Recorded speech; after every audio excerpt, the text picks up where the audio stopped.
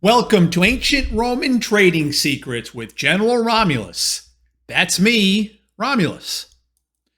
This show is brought to you by Backpack Trader. Our goal is to help you become the best version of the backpack trader you can possibly become. So yesterday, we were talking about a particular stock banking company out of California called SoFi. We first brought this up on the video. You can look at the archives on May 26th. That was triggered by a series of events that we are going to show you right now. By late May, I noticed that the CEO of SoFi, starting in early March, had been buying an awful lot of his own company stock, and it just kept going and going and going. It's really unusual to see an insider, an executive of a publicly traded company, go carry on with this level of purchasing over this long period of a time. And that got me interested in the stock. Not only was it a company undergoing heavy insider buying, there was a few different executives involved. It wasn't just one. You got the CEO. Here's a head of operations, another purchased by the same individual. Then here's a director. So you have it spread out from another director, a couple of different insiders. It's not just the CEO, about 4 or 5 different people involved altogether in the heavy insider buying category. That was one reason. Again, you don't see insider buying going on over a spread of many months like that to this level of activity. It's unusual, uncommon. So that was one thing that sparked my attention. As I was digging a little further into the SoFi situation, I also discovered the stock was beaten down. 2021 stock was trading almost $30 a share. And here it was down under 10. That's when the insiders started really getting aggressive on it. I noticed also that the stock was heavily shorted. Now, it's not a GameStop shorting type of a situation, not quite at that level, but still far more than your average company out there. And that opens the stock to a little bit, if not more, of a pop on any type of a good news situation. So those are the two scenarios, the two events that triggered my interest in the stock. Again, heavy insider buying coupled with a lot of shorting activity against the stock. And I mentioned back in May that I bought the company. I paid about $6.90 a share. Then over the series of the next couple of weeks, through selling covered calls, I was able to improve my cost, my purchase price, all the way down to about $6.50 a share. And then yesterday, or 2 days ago, earnings came out. Yesterday, the stock went wild, jumping almost 30%. Almost 30%. And that's what basically my profit was on this stock so far. Just a real monster move. Now, there were some other companies out there that also have some heavy insider buying. Another one is Carvana, Cvna. So we can check that one. A little bit of a different situation going on than SoFi. Most of the insider buying has been from this director right here, Ernest Garcia, 5 million shares back in April. Okay. And then again, he bought 2 million shares. This is not 2 million. This is just a misprint here. He bought another 2 million shares almost in June. And there was a decent spread of different insiders, although no one buying as many shares as that gentleman, but a good spread of insiders. And also, we look at the short interest ratio of the stock itself, and it was also very high. Okay, this is actually higher than SoFi.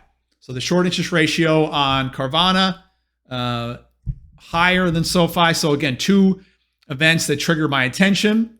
Now, Carvana's got earnings coming out at the end of the day today.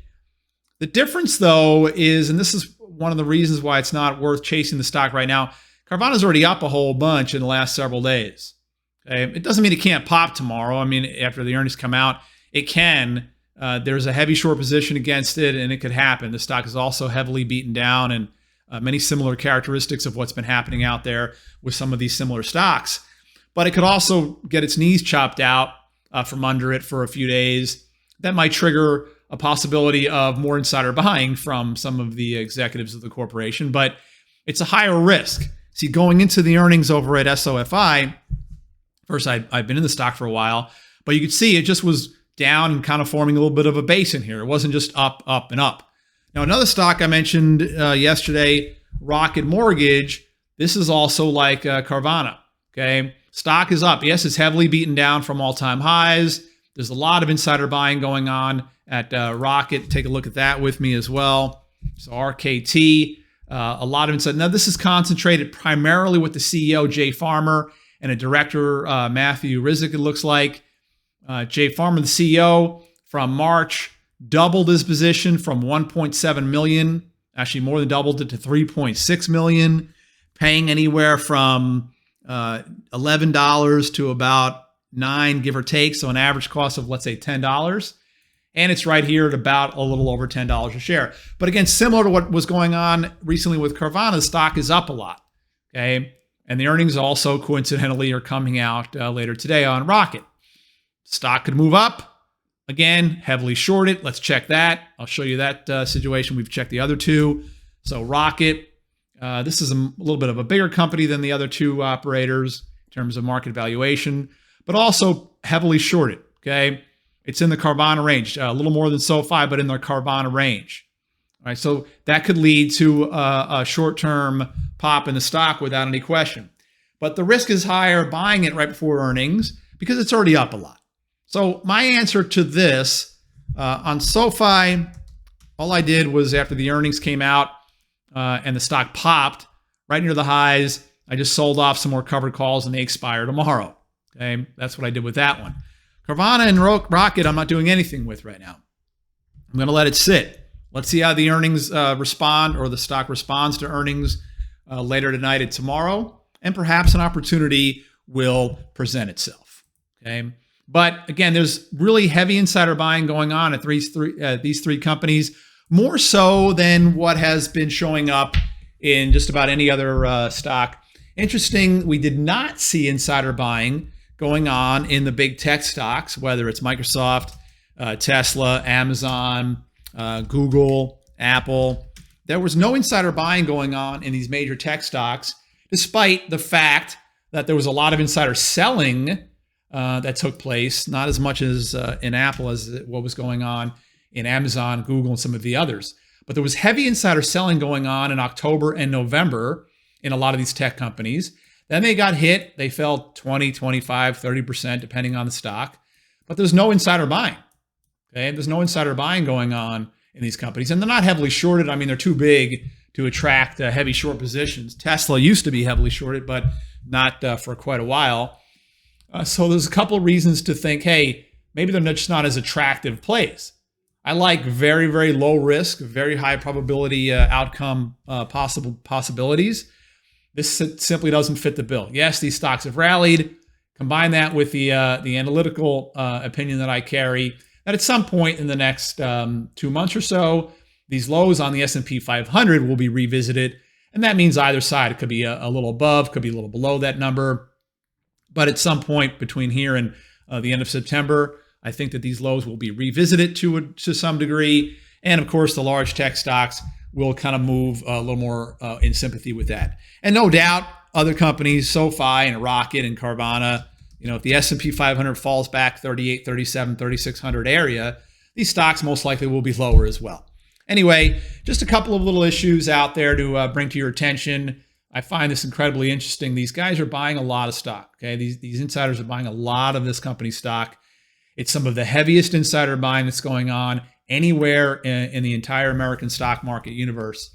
And we saw what happened with SoFi. Okay, it's also a company that is heavily shorted, and that also led to the pop. Carvana and Rocket have more short positions against them, but all three companies have been demonstrating heavy insider buying the last couple of months, starting right about March, by the way. Interesting that they both started around that same time.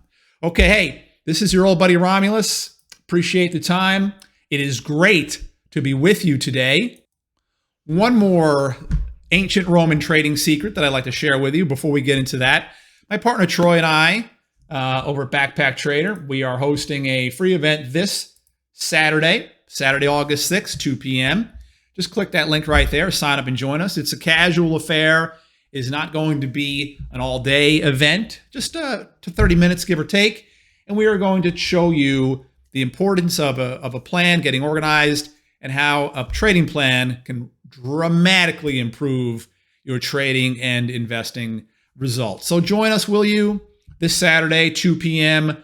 I would really appreciate it. Okay, the last issue I want to discuss with you. On the bottom of the screen, I've got an indicator invented back in the 1970s by a gentleman named Wells Wilder, and it's called the RSI. Right now I have this on a 14 period. I have a couple of other settings up here, but this one on the bottom is a 14 period. And you notice this is a daily chart on the S&P 500. I'm going back away here.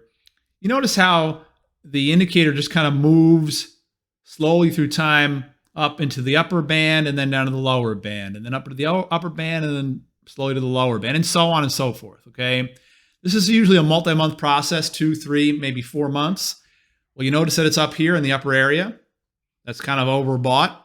It doesn't mean the market can't go higher tomorrow or next week. It certainly can. The RSI 14 is not that reliable of an indicator when it comes to very, very short-term considerations of the analytical spectrum. However, when it does get up into these areas, the upper overbought areas, it tends then to kind of work its way a little bit lower, okay, until it gets into the oversold category in the lower band. So just keep that in mind. If you're committing fresh capital to the markets right now, it may not be the best time. Maybe in the next month or 2 or 3, as the RSI 14 drifts to the lower area, that might be a better time and a place. Okay, fantastic. Like I said, glad to be with you today.